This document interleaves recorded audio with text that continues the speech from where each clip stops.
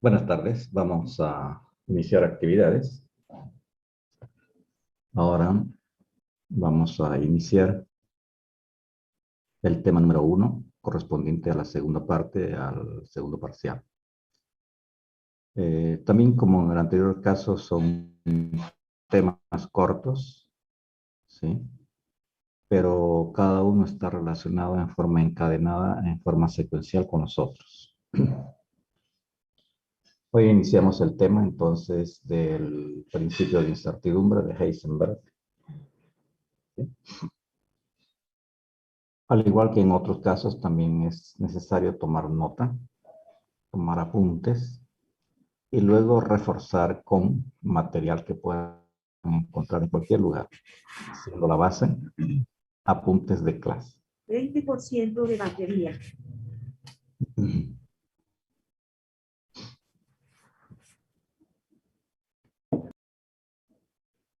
Bien, entonces iniciamos actividades con el principio de Heisenberg y vamos a comenzar con el enunciado que es directo, ¿sí? Yo voy a anotar el enunciado, ¿sí? Resulta imposible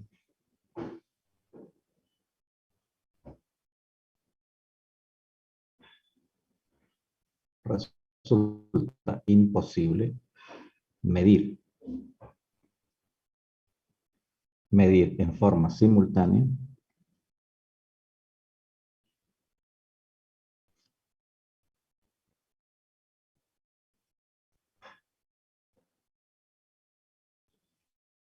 medir en forma simultánea la posición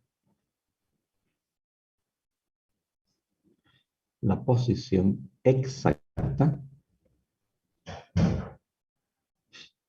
y el movimiento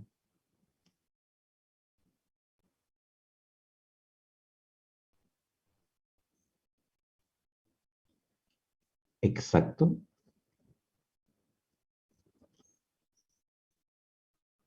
de una partícula.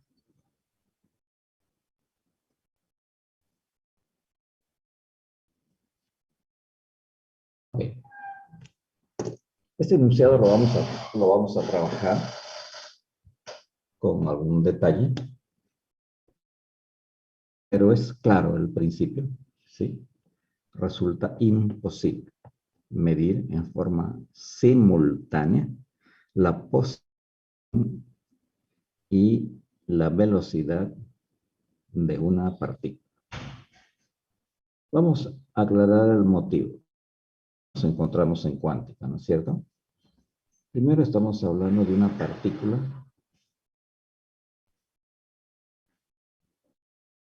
partícula donde la masa técnicamente es muy pequeña. Ya tenemos experiencia con el electrón, ¿no? Es 9.11 por 10 a la menos 31 kilos. O de un protón, menos 27. Imagínense la pequeñez de la partícula, respectivamente. Y además se mueve con una velocidad muy grande. ¿Sí? Se mueve a una velocidad muy grande. De todas maneras, aquí vamos a decir, en todo caso, C siempre va a ser mayor que B, porque estamos hablando de una partícula. Ya no hablamos de un fotón, estamos hablando de una partícula. Okay.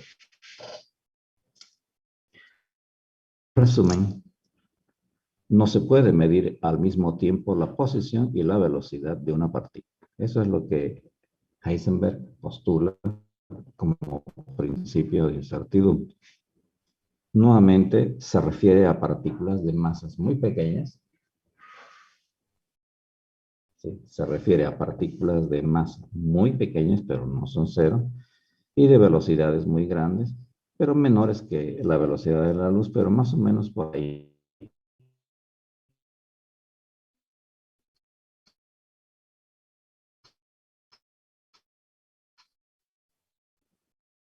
delta X multiplicado por delta P en X. Esto debe ser mayor o igual a un medio de H bar. De esta manera se puede cuantificar el principio de Heisenberg y en este nuevo, sería la primera relación. No me gusta decir fórmula, sino es una relación. Esto, dicho de otras palabras, es que siempre se va a obtener el resultado, pero cuando se quiera medir con exactitud la posición, debemos sacrificar su velocidad. Nosotros podemos conocer exactamente la posición de la partícula, pero a cambio de eso, y no exactamente la velocidad. El impulso es masa por velocidad. O si queremos conocer el impulso exacto, tendríamos que sacrificar la posición, ¿sí? O sea, dos veces lo mismo no se puede, es decir, de forma simultánea, exacta.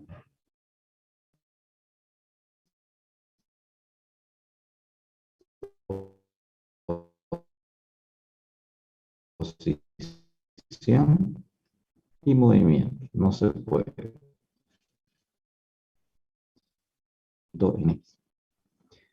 Por ejemplo, aquí hay elementos que vamos a ir trabajando poco a poco. Y aquí dice exacto.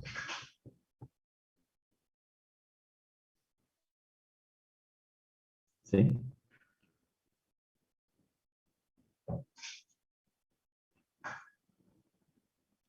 Exactitud. Esta es una definición que en ingeniería se utiliza bastante. ¿Sí? Desde física 1 a trabajar con los conceptos de exactitud.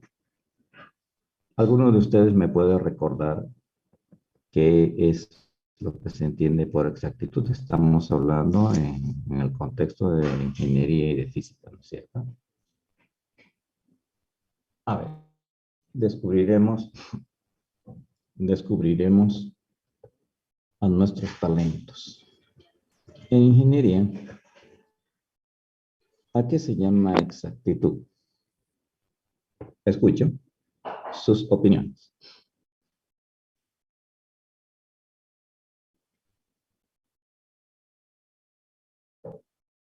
Ustedes han trabajado bastante con esto. Sí. Pero me gusta la opinión porque aquí vamos a trabajar con ese elemento y necesitamos saber si entendemos lo mismo para poder hacer un desarrollo adecuado de comprensión tanto ustedes como yo.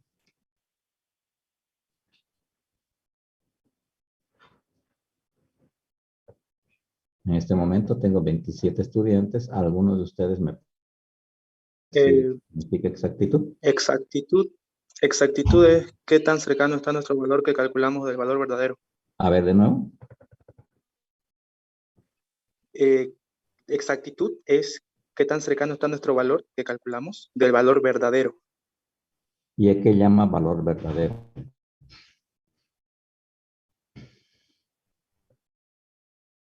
En laboratorio lo llamamos al valor calculado por mediciones, digamos, y el otro era calculado ya a través de operaciones matemáticas. No. Esto es algo más profundo. Laboratorio, lo que han hecho es superficial. ¿Sí?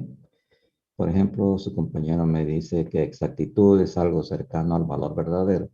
Y la pregunta es, ¿cuál es el valor verdadero?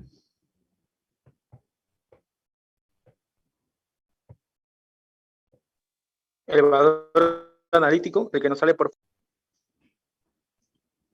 Hablando en serio, pues, ¿qué es el valor verdadero? Porque yo estoy utilizando el lenguaje que ustedes me están dando, ¿no? Porque lo que quiero es hablar el mismo idioma cuando desarrollemos el tema. Por eso quiero hacer ajustes y si todo está bien, no hay problema. Y lo primero que encontramos aquí es exacto y esto, cierto, hemos utilizado en laboratorio, pero estamos yendo a algo más profundo porque estamos hablando sobre la teoría de un premio Nobel de la física, por si acaso, ¿no? Heisenberg, por esta relación, obtuvo el premio Nobel de la física y este principio se llegó a conocer como la llave de la mecánica cuántica. ¿Qué significa esto?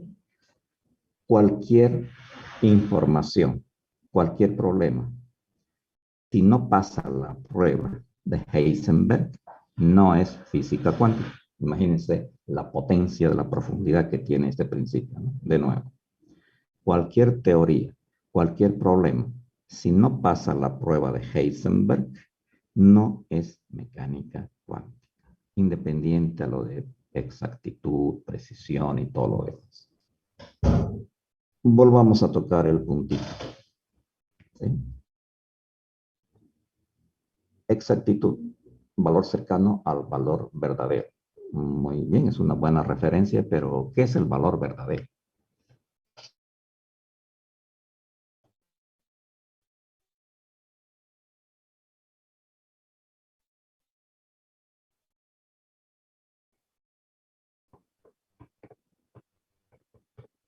Suelten lo que tengan, porque no estamos en examen. La idea es un debate académico.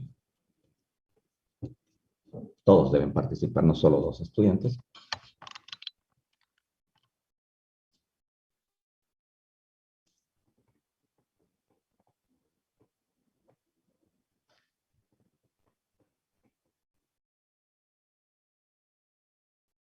Atentos. ¿No hay alguna otra recomendación? Bien. Para comenzar, por ejemplo, en ingeniería o en la realidad, la exactitud no existe. ¿Por qué? Porque el valor verdadero tampoco existe como tal. Porque si supiéramos cuál es el valor verdadero, entonces no le pondríamos apodo de que podemos utilizar esto en vez del valor verdadero. Captan la idea, ¿no? Si existiese el valor verdadero, no le pondríamos apodo de que podríamos utilizar esta definición en sustitución del valor verdadero. Entonces, la exactitud, ¿sí? En primer lugar,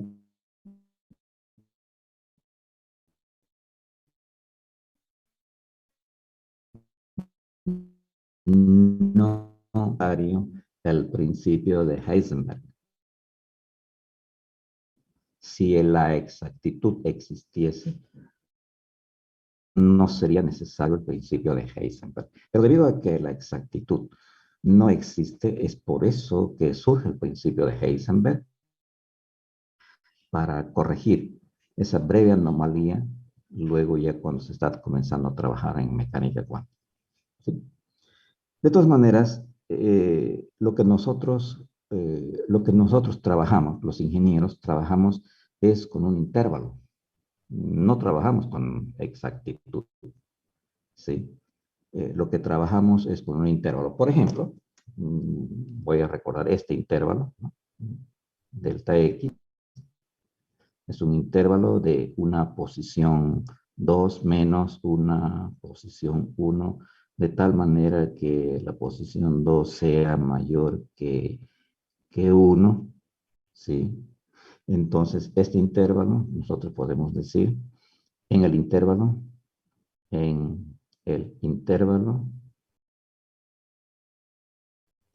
existe el valor. Existe el valor verdadero.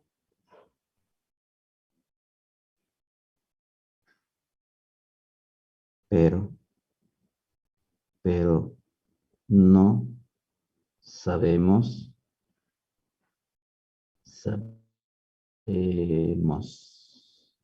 dónde.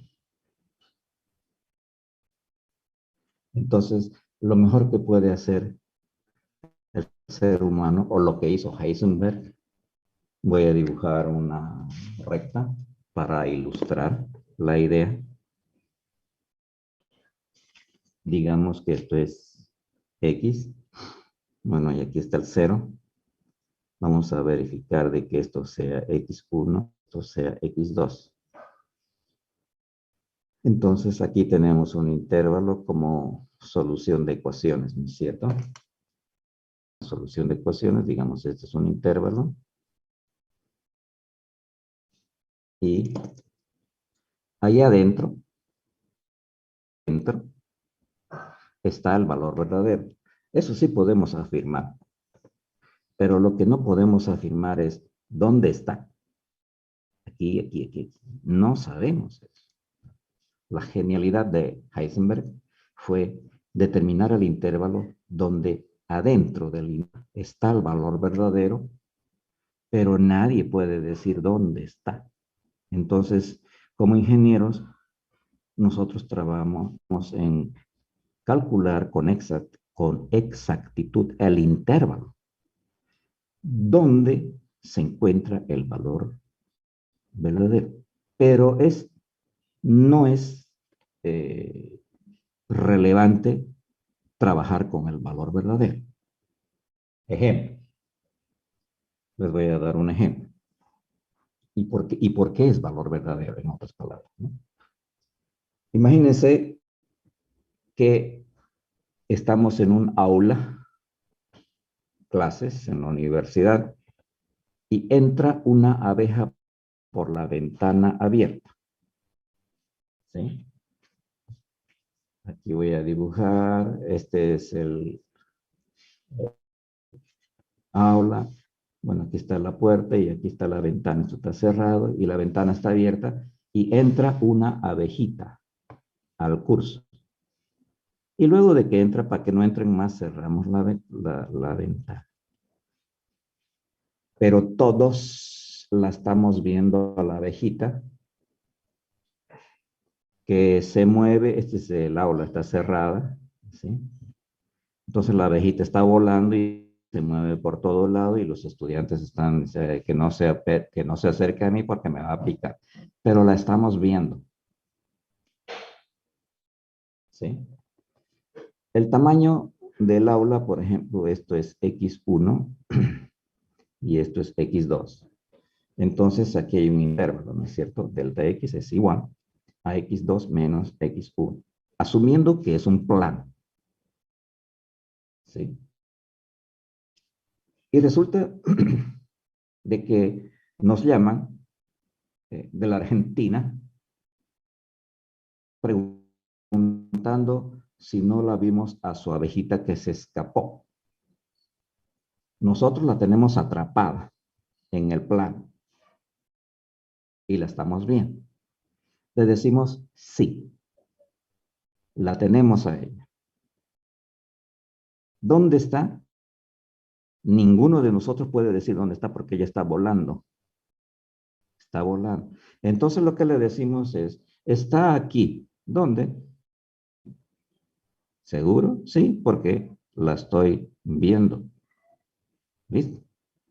Pero en el momento en que usted la ve aquí y llama y da la información, la abejita está por aquí, luego está por allá, está por aquí, se está moviendo por todo lugar a tremenda velocidad. Imagínense, se está moviendo. Entonces usted sí la ve, pero no puede decir está ahí en esas coordenadas, no está ahí. Lo mejor que usted puede decir está atrapada. ¿Dónde? En ese intervalo. Entonces, lo que le interesa a la persona dueña de la abejita no es dónde está en sus coordenadas en el curso, sino que la tenemos atrapada en el curso. De eso se trata el principio de incertidumbre. Por eso es incertidumbre, ¿no? ¿Dónde está? Está aquí. ¿La está viendo? Deme su posición. No puedo. ¿Por qué? Está volando. Está volando. Y es muy chiquitito. ¿Y cómo sabe que está? Pues la veo y escucho el zumbido cuando pasa por mi cabeza. Entonces la abejita se está moviendo en este cuadro a tremenda velocidad y es pequeñita, no puede salir y usted la tiene atrapada. Entonces no podemos hablar de un valor verdadero, que ella está aquí, ¿no es cierto? Y además con tremenda velocidad y con esta posición. lo que nosotros podemos decir, la tenemos atrapada en este intervalo. Pero ¿me puedo decir dónde está ahorita? No sé dónde está, porque cuando me dijo estaba aquí, ahora por ahí, por ahí, por ahí, por ahí. Por eso se llama incertidumbre. Entonces, el principio de incertidumbre, en el mejor de los casos, lo que debe hacer es determinar con exactitud el intervalo. Eso sí existe. Con exactitud se puede determinar un intervalo, pero no la posición, porque la posición es un punto. En cambio, el intervalo es un conjunto infinito de puntos. Eso es diferente. Entonces, no existe el valor verdadero, ¿sí? Pero sospechamos que cuando decimos algo, ella puede estar ahí. Pero otra persona dice, no, no está ahí, está aquí. Otra persona está aquí, es decir, puede haber una discusión de siglos ahí en pelearse en decir dónde está. Entonces, ¿cómo se resuelve el problema aquí? Vean aquí, ¿cómo se resuelve? Yo mido esto y mido la mitad. Y digo, es probable que esté ahí. Es probable que esté ahí. Nada más. Y si no está, pues no estoy diciendo que está con exactitud. Estoy diciendo, es probable que está ahí. Y se asume el valor medio como una cantidad probable. Y se asume el valor medio como un valor probable en el momento en que nosotros hablemos que la abejita pase por ahí. Pero lo más probable es que no. Por lo tanto, este es un valor probable. No es un valor promedio, que es otra cosa. Ahora, cuando vamos a teoría de incertidumbre, nosotros decimos la lectura que hemos hecho, X es igual a X más menos delta X y escribimos unidades. Esto hacemos en laboratorio. Pero este es el valor probable de la medida. No es el valor promedio, de ninguna manera. Y esto no es ningún error. Es el intervalo de incertidumbre donde probablemente esté la medida verdadera. Es otra cosa. Pero que alguien me diga dónde está la medida verdadera, allá adentro. ¿Dónde? Es probable que esté aquí. ¿Por qué? Por condiciones internas del curso, que eso lo vamos a ver luego. Bien, entonces esta es la cantidad que nosotros utilizamos en laboratorio, que no sé cómo lo habrán visto ustedes. ¿Esto cómo lo han visto? ¿Como teoría de errores o con qué tema lo han visto en laboratorio? ¿No debería estar dividido entre dos delta X, ingeniero? Y todavía eso lo vamos a dejar ahí tranquilo. La forma de lecturar laboratorio, ¿cómo la han llamado la teoría? Errores. Errores. Errores. Ya, teoría de errores. En primer lugar, aquí no hay ningún error de ningún tipo. Errar significa, por ejemplo, ¿no? Les voy a dar un problema de error. No sé si ven mi máquina ahí, ¿no? ¿Ven el parpadeo de la máquina? Se ve. Muy bien. Escuchen lo que voy a decir. 5 multiplicado por 20 igual 100. Yo he cometido un error. Ese es un error. Y no creo que ustedes hayan aplicado teoría de errores a la ingeniería. ¿Por qué? Es fallar voluntariamente y eso es lo que no se quiere hacer. Entonces, en laboratorio se estudia es teoría de la incertidumbre. No tienen por qué cambiarle el nombre, ¿sí? Ah, yo cometí el error, en vez de venirme en el micro 1, me vine en el micro 40. Eso es error. Se equivocó, cometió un error. Pero no puede decir que cuando usted hace una lectura, comete un error y lo mantiene voluntariamente. Por lo tanto, borren de su CPU el concepto de error. No es error, es incertidumbre, que es otra cosa que nada tiene que ver con el error. ¿Todo claro? Y esto lo podemos debatir. ¿Por qué? Lo hizo un premio Nobel. ¿Para qué cambiarle lo que está hecho? ¿Sí? Aquí dice principio de incertidumbre. Yo no voy a poner aquí principio de teoría de errores, porque nada que ver con el error. Entonces, como ingenieros, ¿no? Debemos buscar literatura fidedigna. Y si ustedes entran a cualquier libro de física y busquen Heisenberg, no creo que hable de error en ningún momento. Lo que habla es incertidumbre, y la incertidumbre ya se las he explicado, ¿no?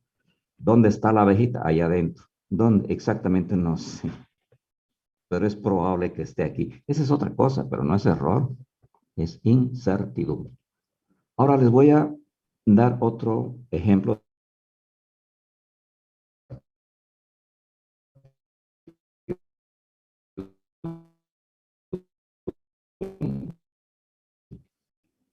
Sí, No sé, muy bien. ¿Cuánto cree que va a ser su nota final de física?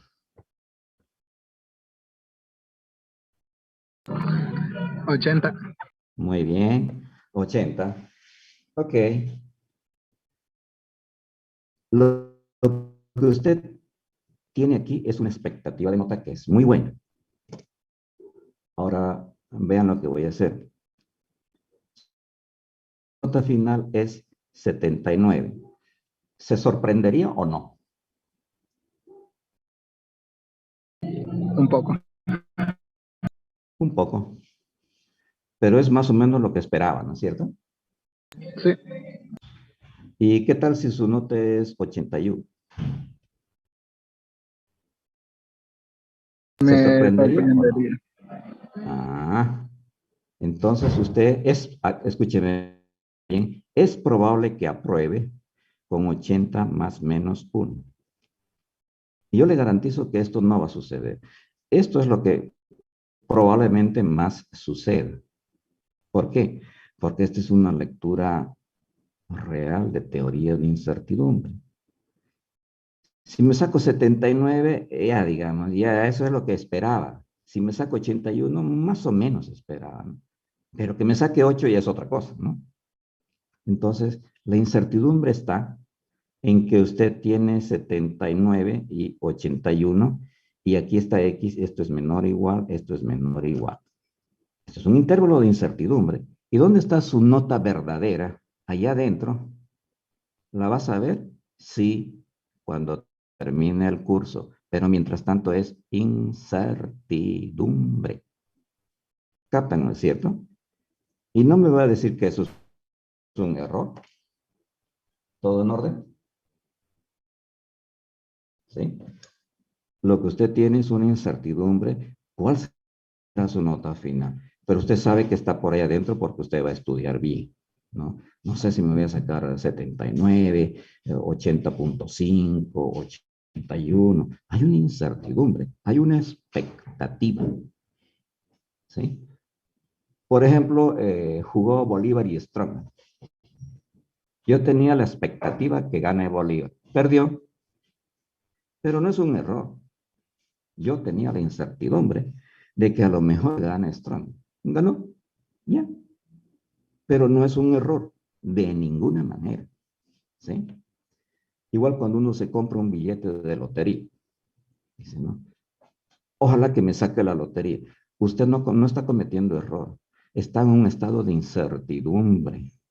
No me tocará. Ay, caramba, casi me tocó, digamos, ¿no? Pero a alguien le toca.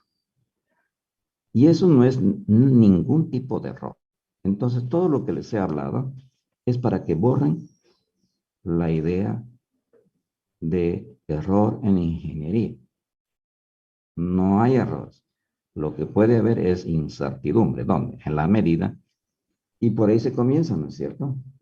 Resulta imposible medir en forma simultánea medir. Ahí está, ¿no?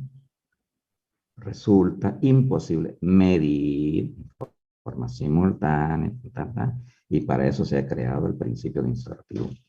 Más o menos captan la idea de lo que es una incertidumbre, ¿no es cierto? Con ella vamos a trabajar. Con ella vamos a trabajar. Muy bien, entonces estamos hablando de intervalos de incertidumbre, de posición, intervalos de incertidumbre del impulso. Ok. Enseguida vamos a, sí, 7 minutos para el primer cambio de hora. De ese tipo de problemas exactamente habla Heisenberg, ¿no? Por otro lado, por ejemplo, este delta X, ese delta X sobre X nos da el cálculo del tanto por uno.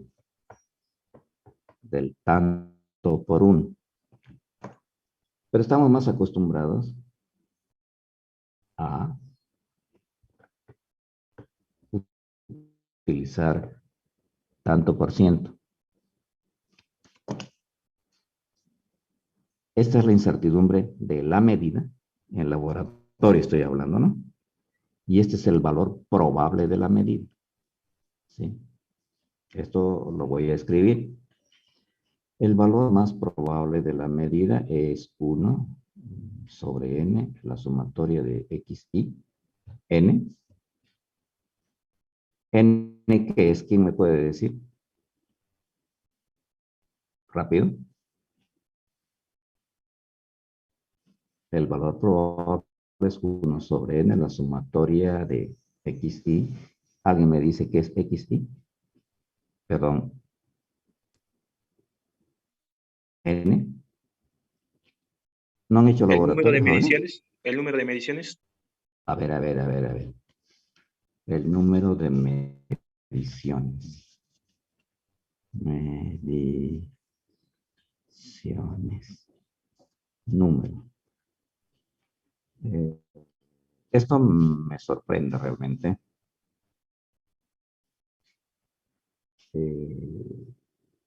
No existe número de mediciones. A ver, vamos al comienzo entonces. ¿Qué significa medir? Para que hablemos el mismo idioma. ¿Qué significa medir?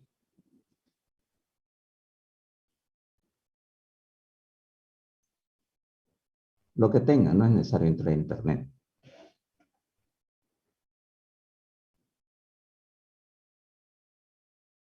Ah, por ejemplo, yo comparo el Chapulín Colorado con Superman. ¿Eso me está diciendo?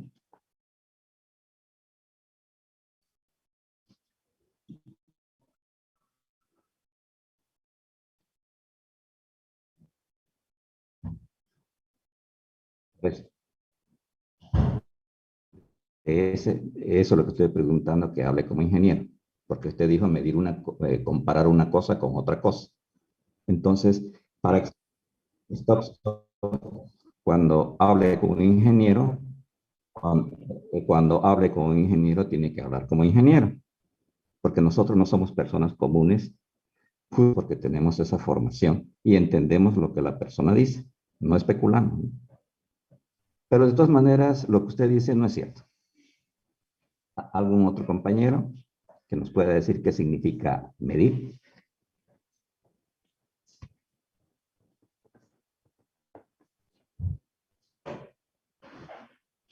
No se preocupen, estamos aprendiendo y para eso estamos.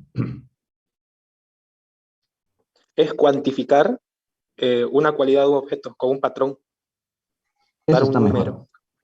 Eso está mejor. Cuando dice cuantificar, ¿a qué se refiere? A que demos un número. No se puede trabajar con caliente, con frío. Hay que dar un número exacto. O bueno, ¿Y para qué sirve un número si los ingenieros no trabajan con números? intervalo. Tampoco. ¿Usted como ingeniero trabajaría con números?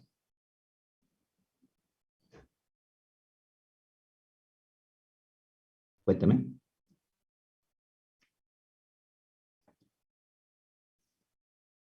Diga si usted como ingeniero trabajaría con números.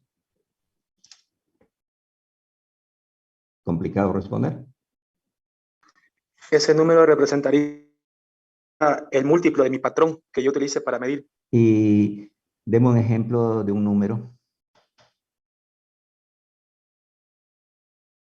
Que el número no va solo, va Pero con stop. mi Usted patrón. usted está diciendo número. Deme un número, a ver. 7. 7. ¿Y qué hago yo con el 7?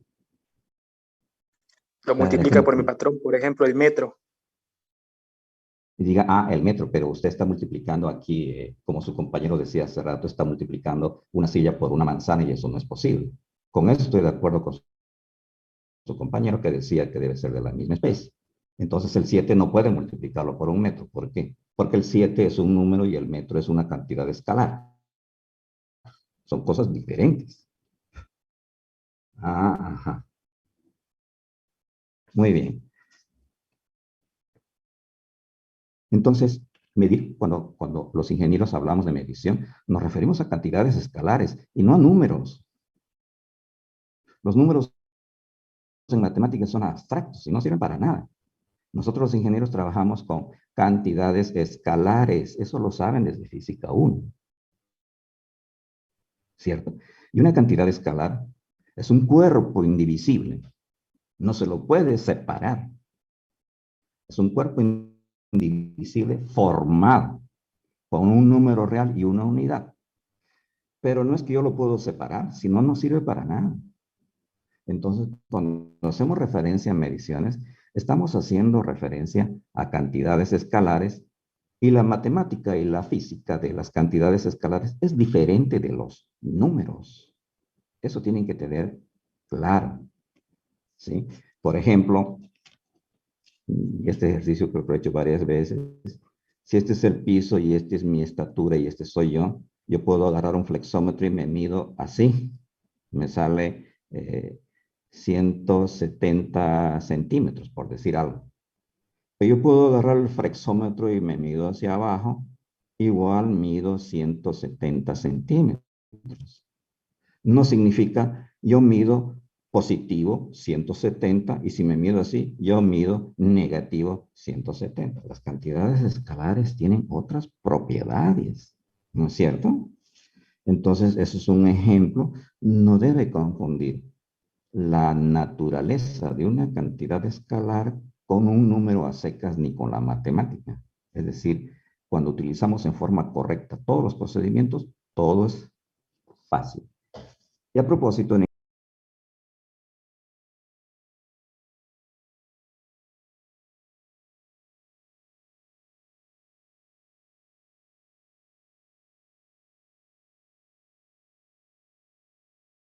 ¿sí? Ustedes tienen la ventaja de que pueden recurrir a literatura certificada y pulir su conocimiento. Eso es normal, por si acaso, ¿sí? Lo voy a anotar aquí, pese a que no corresponde al tema, pero como vamos a tratar de esos temas, también lo vamos a anotar, ¿ok? Aquí voy a anotar. Medir. Medir significa comparar.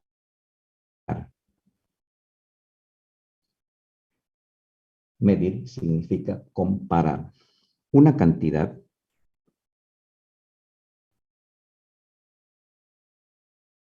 escalar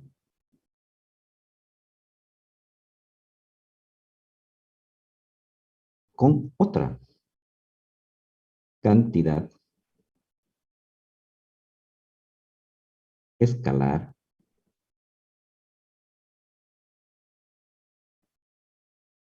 patrón. ¿Listo? Esto está más entendible, ¿no es cierto? Medir significa comparar una cantidad escalar con otra cantidad escalar patrón. Ahora, nadie nos va a dar un patrón, porque los patrones los tienen custodiado bajo tremendas condiciones para que mantenga la condición de patrón. Pero a cambio, el patrón se transfiere a los instrumentos.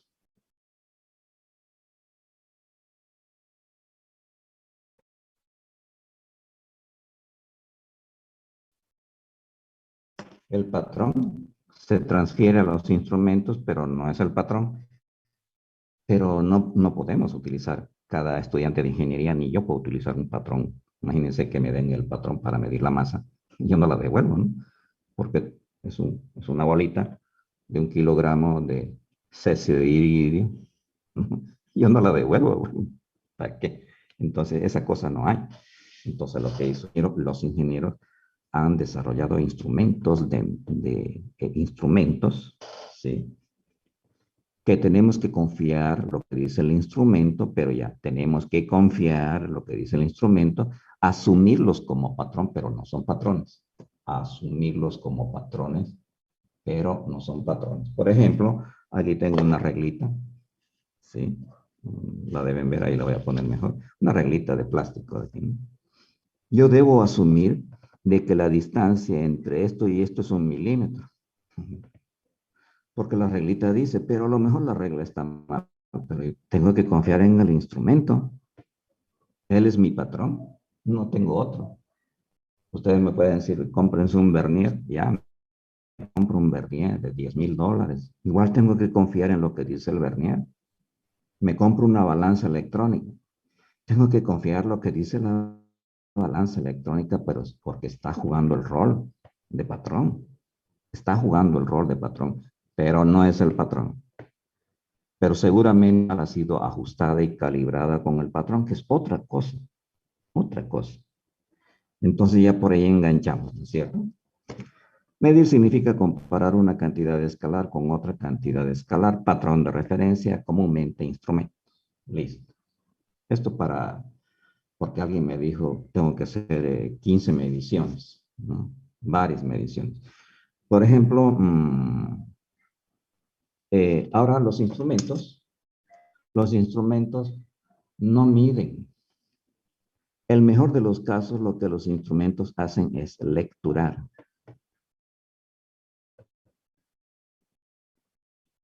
Si usted agarra un instrumento como una regla, ¿sí? Voy a hacer una línea aquí, ¿sí? Así. Y voy a marcar de aquí hasta aquí. Si yo hago una regla, es un papel servilleta, no se preocupen. Entonces, yo lo que voy a hacer es 10, 20, 30, 40. Entonces, lo que estoy haciendo es esto, 40 milímetros. ¿Sí? De aquí hasta ahí es 40 milímetros. Pero no estoy midiendo. Estoy realizando una lectura. Estoy realizando una lectura. De este a este punto, y de acuerdo con mi regla, la lectura es de 40 milímetros. No es una medición. De ninguna manera, las lecturas no deben confundirse como medidas. Las lecturas que realiza un instrumento no son medidas. ¿Y alguien me puede decir qué significa una medida?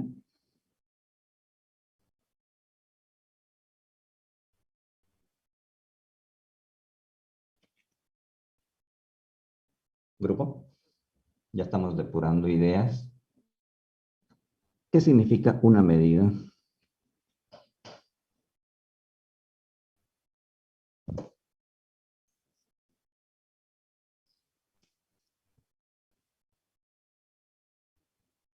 Por ahí la tienen para no repetirla.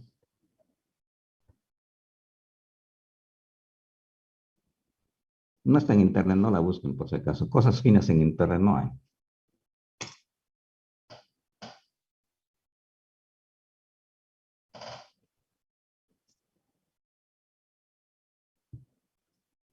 ¿Por qué estoy hablando así? Porque ustedes me están hablando de esa manera.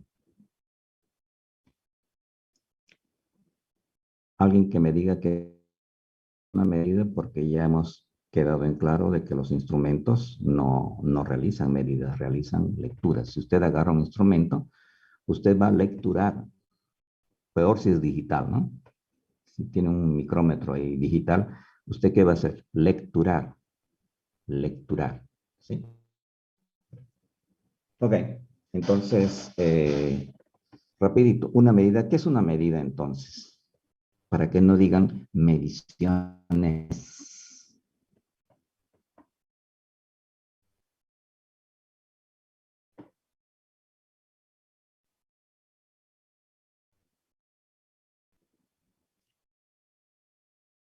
¿No se animan a decir algo?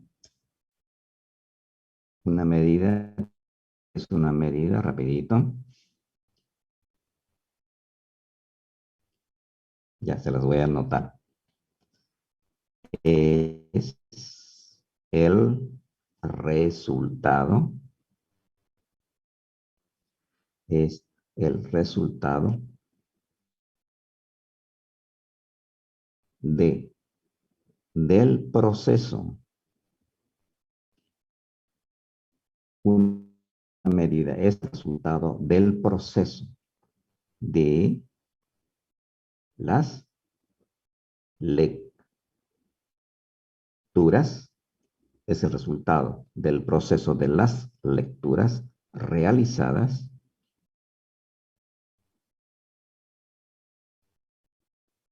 es el resultado del proceso de las lecturas realizadas con un instrumento.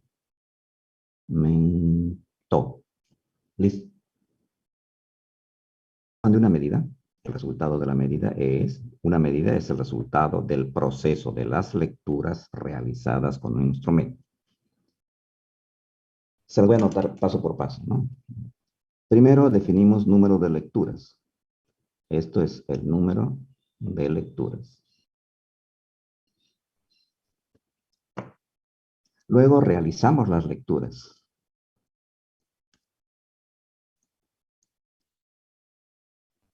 Luego realizamos las lecturas.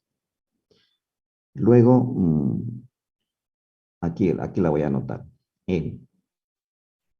Aquí lecturas. 1, 2, 3, digamos. Realizamos las lecturas. X, digamos, unidades. Aquí tengo X1, X2, X3 y así sucesivamente.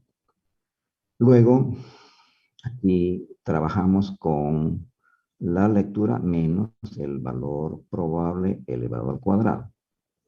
Aquí. Y en este lugar encontramos la sumatoria de xy menos la lectura elevado al cuadrado. Entonces, el resultado de una medida es igual, aquí, el valor probable más menos delta x. Esto ya les había comentado, unidades, donde el valor probable es igual 1 sobre n, la sumatoria de xy, del valor probable. Por otro lado, la incertidumbre accidental delta xa es la raíz cuadrada de la sumatoria de xy menos x promedio al cuadrado por n paréntesis n menos 1. Pero esta es la incertidumbre accidental. Y luego la incertidumbre de la medida delta x es igual a la raíz cuadrada de delta xa elevado al cuadrado más el escalón del instrumento elevado al cuadrado. Listo. Entonces, esto es esto. Y esto es esto. Pero para hacer eso tiene que hacer todo el procedimiento. Ok. Esto es lo que se hace en laboratorio. Cuando doy laboratorio es lo primero que les enseño a los chicos del laboratorio de física 1, lo primero que les enseño es el proceso de encontrar el resultado de una medida directa. Una medida directa. ¿Sí? Ya debe reconocer el procedimiento, ¿no es cierto? Grupo.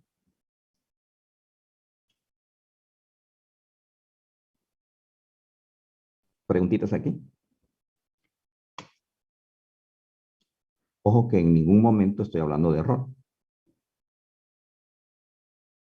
Ahora, lo que puedo hacer es varias lecturas para encontrar el resultado de una medida. Yo puedo hacer varias lecturas, procesar y encuentro el resultado de una medida. Por eso me sorprendió cuando decían medidas, ¿no es cierto? Eso no sucede a no ser que tenga diferentes cantidades escalares para obtener resultados de medidas, que es otra cosa. No voy a continuar con teoría de mediciones indirectas, ¿sí? Falta todavía aquí la parte indirecta, pero no. Con eso es suficiente para hacerle notar de que sí necesitamos varias lecturas realizadas con un instrumento, procesarlas y encontrar el resultado de una medida. ¿Algún comentario en este cuadrito?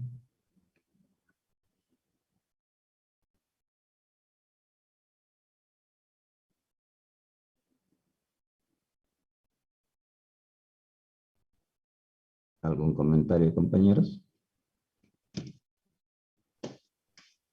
Claro, ingeniero. Varias Va. lecturas, una sola medida, ¿verdad? No lo escucho bien. Varias lecturas originan una medida. Varias lecturas procesadas generan una lectura o una medida. Varias lecturas procesadas determinan una medida. Bien, al menos eso quedó claro. Ya más o menos vamos aclarando el panorama de este significado. ¿Sí? Este delta X es este delta X. Pero ojo, ¿cómo se lo obtiene? ¿No es cierto? Ojo, ¿cómo se lo obtiene? Y de eso habla Heisenberg. Y no es de ahora este de Heisenberg, ¿no? 1900 lo hizo. Ya más de 100 años, ¿no? Y lo interesante es lo siguiente. Esto lo hizo Heisenberg hace más de 100 años. Se ganó el premio Nobel y todo. Y lo que no entiende es por qué. Aún se sigue enseñando de modo incorrecto y hablando de errores. No sé dónde habrán sacado esas ideas, pero cuando quieran algo fino, éntrense a un libro, ¿no es cierto? Porque errar es humano, pero no mantener el error cada rato. Hasta yo aprendí esas cosas que ustedes saben. Y bueno, tuve la suerte de irme a Europa a estudiar con gente que sabe. Y ahí, igual como ustedes, me quedé muy sorprendido de las barbaridades que uno aprende cuando no pregunta. ¿Ok?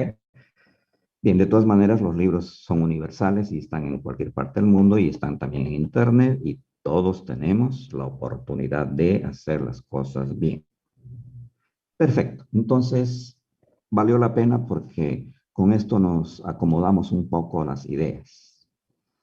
Veamos un poco entonces un ejemplo para tener algo hecho de este tema, ¿no? Nos hemos desviado un poco, pero en sentido constructivo. Un ejemplo aquí. La velocidad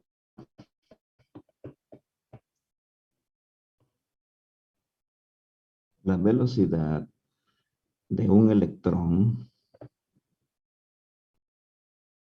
es 3.2 por 10 a la 5 metros segundo. Pero este es un resultado, ¿no? La velocidad de un electrón es 3.2 por 10 a la 5 metros segundo. Obtenido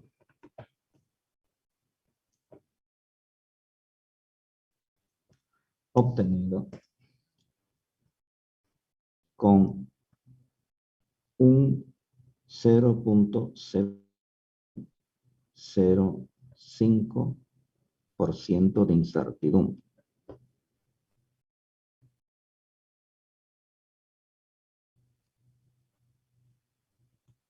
¿Sí? Un electrón, la velocidad de un electrón es 3.2 por 10 a la 5 metros segundo, obtenido con un 0.05% de incertidumbre.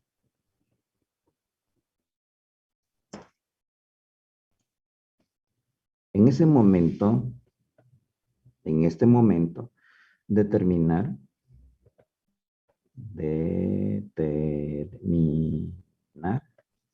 la posición del electrón.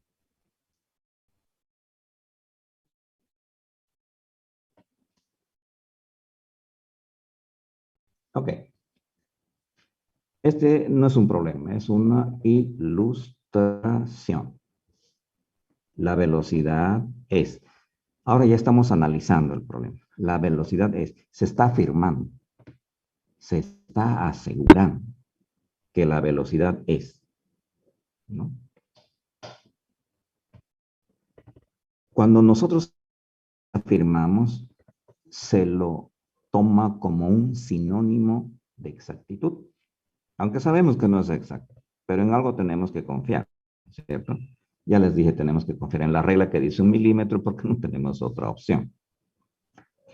En este problema, se está asumiendo de que esta es la velocidad medida exactamente, pero nos dicen que tiene un 0.05 de incertidumbre. La incertidumbre es sinónimo de precisión. La incertidumbre es sinónimo, no digo que es igual, de precisión. ¿Sí? Y la precisión no es lo mismo que exactitud. Muy bien. Ahora nos piden determinar la posición del electrón. ¿Sí? Voy a dar vuelta a la hoja porque ya se me acaba aquí o aquí mismo lo voy a...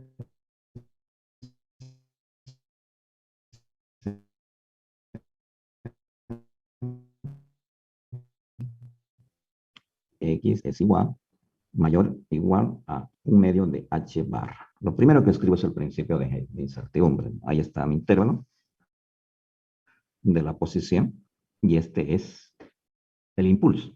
Bueno, y esto es una constante, no hay problema con él. Vamos a analizar esto.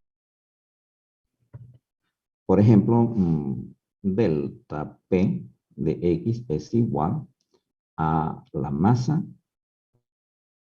del electrón, no está en cuestionamiento, se la está asumiendo como exacta.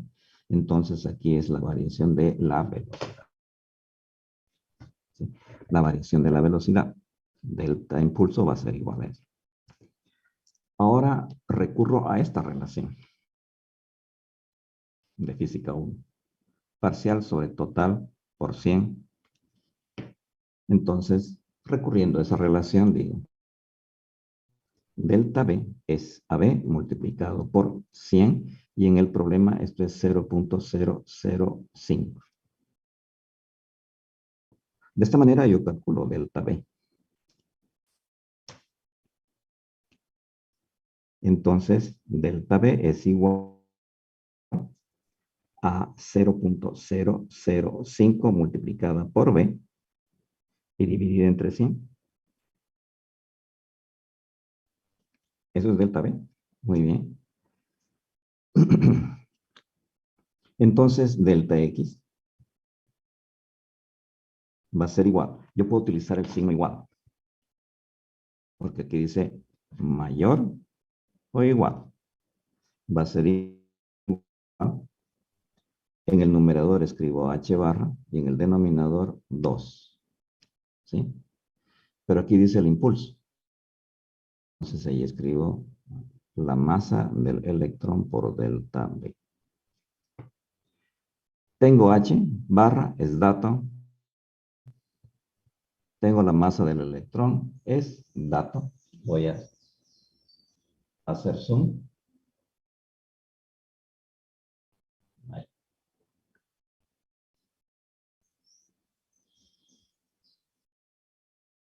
Y con esto determino.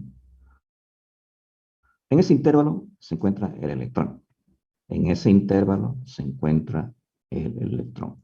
Lo que puedo afirmar con exactitud es el intervalo, pero dentro del intervalo no puedo decir dónde está.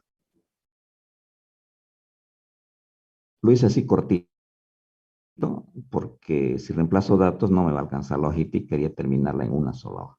La respuesta es, en ese intervalo está el electrón, porque me dijeron dónde está. Está allá adentro. Sí, pero ¿dónde? Allá adentro. Y eso es todo lo que puede hacer el ser humano. No puede hacer otra cosa. No puede jamás determinar lo exacto. ¿Por qué? No existe. ¿Todo claro?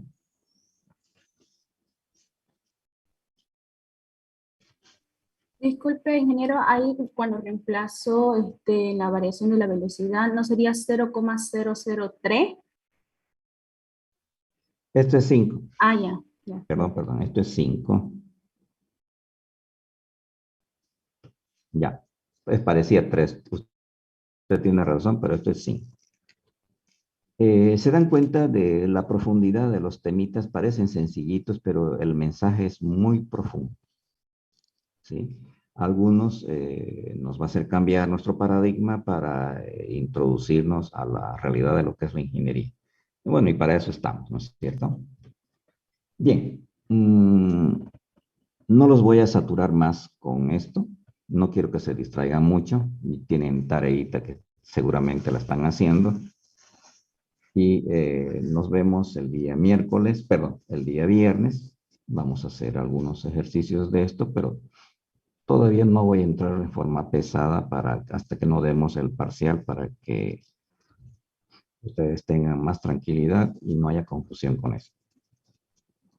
Entonces, si no hay preguntas respecto a esta introducción, Ingeniero, nos vemos el día. ¿Sí, lo escucho? ahí donde está delta P, el impulso, ¿no deberíamos tomar en cuenta gamma también? Masa estacionaria por el factor gamma. Se está moviendo a una velocidad alta el electrón. Sí, pero es a las 5. ¿Sí? A las 5 tenemos 6, 7, 8, 3 más en potencia para estar cerca de 6. Entonces, esa ideita también la vamos a manejar tranquilamente, ¿ok? Por ejemplo, cuando esto es 3.2 por 10 a las 7, ahí, ya es otra cosa, porque todavía a las 5 estamos en factor 4, donde 4 nosotros podemos manejarla comúnmente en teoría normal clásica, ¿sí? Entonces, tranquilo, no se preocupe por eso. Ingeniero, ahí en la variación de la velocidad, la B vendría a ser 3,2 por 10 a la 5, ¿no? Por supuesto. B asume el valor exacto. No digo que es el exacto, asume el valor. Esto sería B en el problema. Esto es dato y esto es dato, entonces todo esto es dato, viene aquí, y a lo demás es dato. Sería bueno que ustedes lo calculen porque esto debe salir una cantidad pequeña. ¿Sí? Ahora, eso lo vamos a discutir aquí, en este papelito que está haciendo de auxiliar conmigo. Aquí mejor lo vamos a discutir. ¿Sí? Este intervalo al cual hacemos referencia nosotros, este intervalo en cuántica, ¿sí? Haciendo referencia en cuántica, ¿no? Este intervalo es tan pequeño, ¿sí? Que si este es el tamaño de una partícula, ¿sí? Este intervalo más o menos es como si pusiera una pared aquí y otra aquí. ¿Captan, no es cierto? Si este es el electroncito, este intervalo es tan pequeño como el diámetro de la partícula. Es por eso que en cuántica este intervalo es este de aquí, es el necesario en cuántica. Y si tenemos el diámetro de la partícula, técnicamente estaríamos hablando de su posición, ¿no es cierto? De su posición. No es un intervalo que, por ejemplo, se diga aquí es el intervalo y el puntito es el electrón. No, no es así. Eso no sucede. No sucede. En cuántica lo que sucede es el puntito es este y el intervalo casi está tocándole el diámetro. Casi está tocándole y definiendo su diámetro. ¿Sí? Esto lo voy a borrar. Entonces, ¿qué es lo que hemos hecho? Hemos determinado dónde está la partícula. ¿Dónde está la partícula? ¿No es cierto?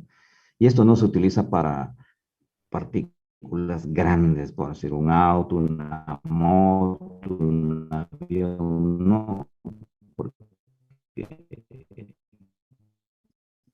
se aplica a micro.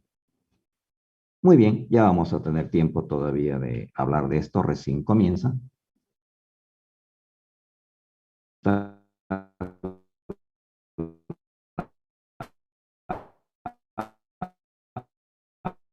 Participación, ¿ok? Nos vemos el día viernes y les comento que a partir del lunes, después del examen, las clases tienen horario normal, es decir, lunes, miércoles y jueves. Esto porque ya termina la otra materia, entonces ya no se me cruce ese horario que tenía del jueves. Y a partir de la próxima semana retornamos el día jueves normal. Los dejo y sigan trabajando desde el práctico y de cada uno de ellos tenemos por lo menos 2 o 3 problemas resueltos en el cuaderno para el control práctico, ¿sí? Solo que les he cambiado algunos numeritos así, pero es lo mismo. Los que tienen cuaderno al día, pues la tienen servida, se lo merecen y está muy bien. Enterado, ingeniero. Disculpe, ingeniero, Ok. ¿cuál es el valor de la H ahí en la fórmula? H. Sí, de la H con el palito. ¿Cuál era el valor? El H sin el palito sobre 2pi. Ah, ok. Gracias. Ok, eso ya lo hemos visto en la constante de Planck, ¿no es cierto? La constante de Planck con barrita es igual a H sin la barrita sobre 2pi. Ya. Ahí está. Y H ya la conocemos, ¿no es cierto? Entonces, asunto de nomenclatura, por si acaso. Muy bien. Conmigo, Dios mediante, hasta el día viernes. Hasta luego, jóvenes. Hasta luego. Muy bien, muy bien.